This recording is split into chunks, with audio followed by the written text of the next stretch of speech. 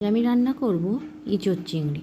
এখানে আস্ত একটা ইঁচড় কেটে নিচ্ছি। আমি ভালোভাবে খোসা ছাড়িয়ে এক বাটি জলের মধ্যে ছোট ছোট করে পিস করে ইঁচড়গুলো সব আমি ভালো করে কেটে নেব।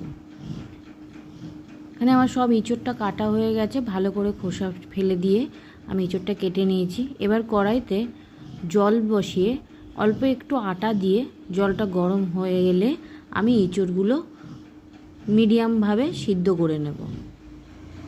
ইঁচড়টা এমনভাবে সিদ্ধ করতে হবে যাতে কাঁচাও না থাকে আবার একদম গলে না যায়। ইঁচড় আমার সিদ্ধ করা হয়ে গেছে। এবার কড়াইতে অল্প তেল দিয়ে আমি আলুগুলোকে ভালো করে লাল লাল করে ভেজে নেব। সামান্য হলুদ আর সামান্য লবণ দিয়ে আমি আলুটা ভেজে নিচ্ছি। আমার এখানে আলু ভাজা কমপ্লিট হয়ে গেছে। এবার আমি ওই আলু ভাজা তেলের মধ্যেই সেদ্ধ করা ইঁচড়টা একটু হালকা করে ভেজে নেব।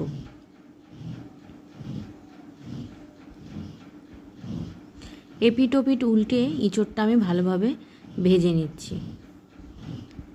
ইঁচড়টা আমার ভাজা হয়ে গেছে। এবার আমি কড়াইয়ের মধ্যে সামান্য তেলের মধ্যে আগে থেকে নুন হলুদ মাখিয়ে রাখা চিংড়ি মাছগুলো ভালো করে ভেজে নিচ্ছি।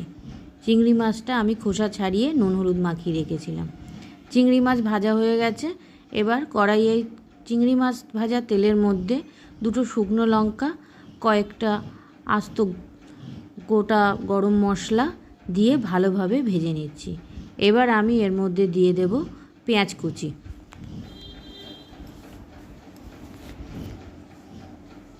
পেঁয়াজটা ভালোভাবে আমি লাল লাল করে ভেজে নিচ্ছি।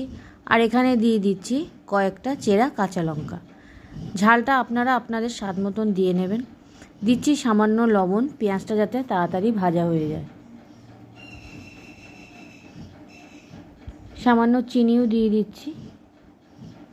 পেঁয়াজটা মোটামুটি আমি ভেজে নিয়েছি। এবার আমি এই পেঁয়াজ ভাজা মধ্যে দিয়ে দেব আদা রসুনের পেস্ট। এখানে আমি পরিমাণ মতন আদা রসুনের পেস্ট দিয়ে নিচ্ছি। ভালোভাবে আমি এবার মশলাটা কষিয়ে নেব।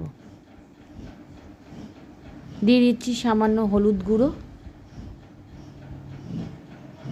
মশলাটা ভালোভাবে এখানে কষাতে হবে। আমার এখানে মশলাটা মোটামুটি কষানো হয়ে গেছে। এবার আমি এই কষানো মশলার মধ্যে দিয়ে দিচ্ছি আগে থেকে ভেজে রাখা এঁচড় আর আলু।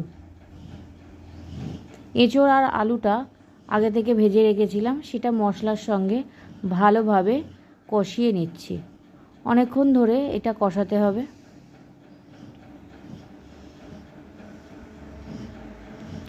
আমার মোটামুটি এখানে কষানো হয়ে যাচ্ছে।